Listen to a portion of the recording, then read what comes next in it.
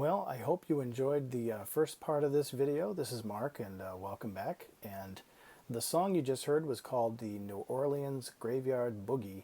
It's a song that I recorded and performed, I don't know, a few years back, and I hope you enjoyed it. So what I'm doing now is I'm just going to try to apply some watercolor. This is where I'm really going to use these pencils, is during sketches in certain outline formats that I want to use watercolor on top of. Regular color pencils work just fine because they're usually wax based, so I'm going to use this Payne's Gray watercolor with just a loose wash. So, you know, it's got a lot of water in there, so I just want to see how it takes to the pencil and whether or not the pencil resists it.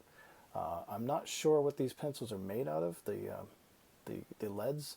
I'm guessing it's a wax based. It's pretty typical, and as I can see already, it's already resisting the water, so that's a good sign for me. What I do know is that this Stillman and Burn paper is 270 GSM, which is pretty thick, and if you really work a brush into it, it will start to pill, which means that the pencil is obviously going to break down, which it is. I can see it happening here. So that's pretty expected, and I guess the only warning is just don't overwork, you know, what you're painting. If I load up the brush with like this green here, this is a sap green that I made, so I don't know how it's going to take, but if I lay it on thick like this, yeah, I can even see that this is resisting, the pencil's resisting this color, even this thick. And you know, with a Pentel water brush that I'm using, there's a constant flow of water, so it's a wet, you know, layer. So if I pull this off with a tissue, I'm going to see, hold on.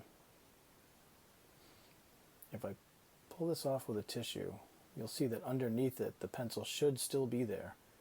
And yeah, sure enough, it's still there. There's no breakdown of the pencil. So this is going to be great to use for just your basic watercolor. So I like that.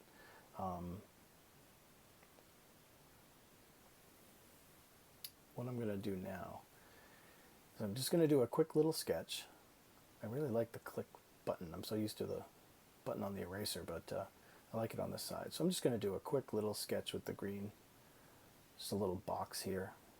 And just to see how the watercolor, you know, holds up with the shadows and stuff.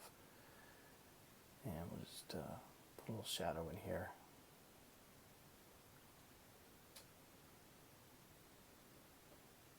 So what I'm going to do is I'm going to use this green, just put on a quick layer. It's really wet. The downside to these Pentel water brushes, as much as I love them, is that there is a constant flow of water. So you're never going to get a dry brush. You know, there's a term called thirsty brush. That's when you have a dry brush that is just begging for water. And that allows you to pull any water off the page that you have that's excess. This is not a thirsty brush. This is a very saturated brush with a lot of water coming through it. So you can see here it's just, it's a fully loaded wash. I'm going to pull some off with the tissue here. And that'll help seep it into the paper a little more.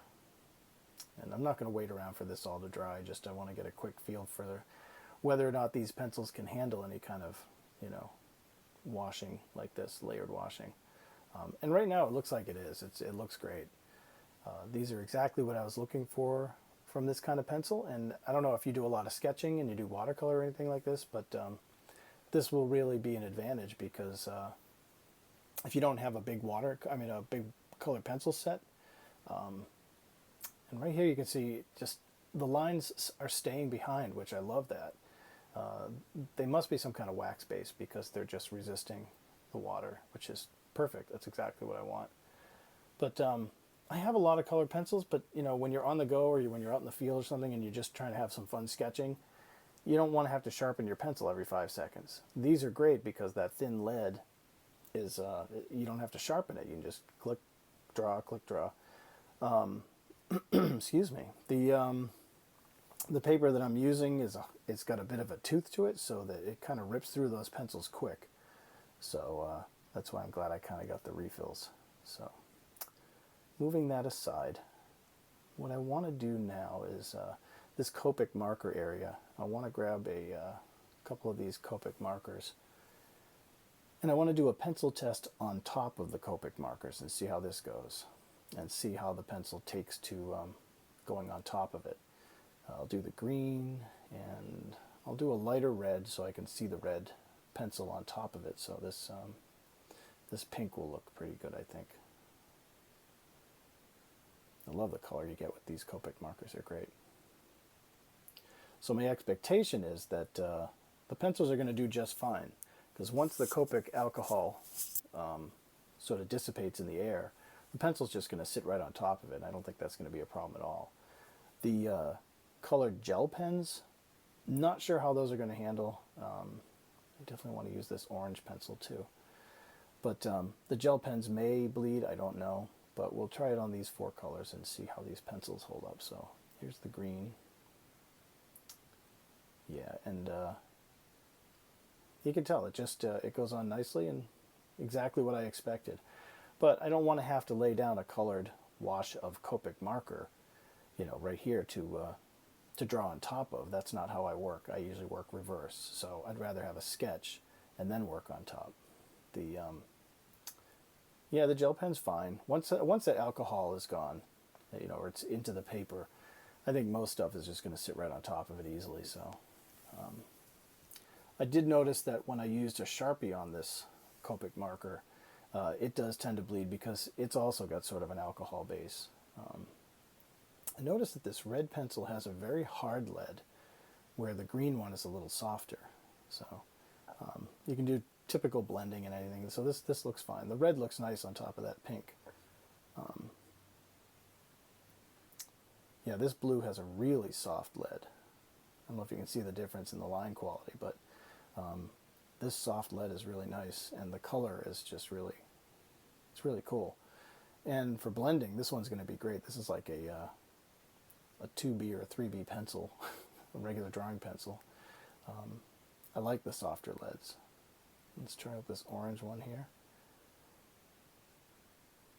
Yeah, see, this one has a hard lead as well. Not sure. The green and the blue seem to be softer, where the red and the orange are a bit, you know, a little bit harder. But I think for sketching and drawing, this is going to be a really nice treat for me, and I'm excited to have these. These are going to be great in my little arsenal of travel stuff.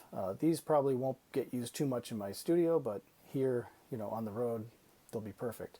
The only thing I don't like about these, like, these are great. I really, really enjoy these. But the thing I don't like is I really wish they had put just 2 more colors in there. I wish there was a yellow and a purple.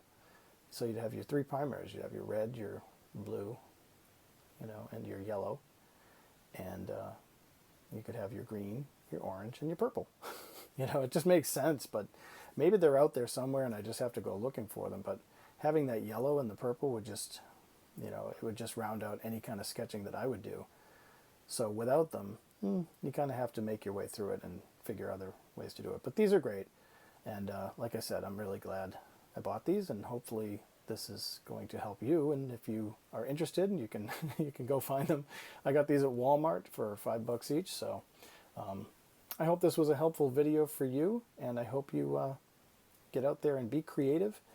And if you do go out and buy them, let me know, and throw some comments down in the comment section and tell me what your experience is. And if you have any other thoughts or questions, again, throw it down in the comments and I would be happy to answer. Hey, stay creative, and thank you so much for watching. Take care.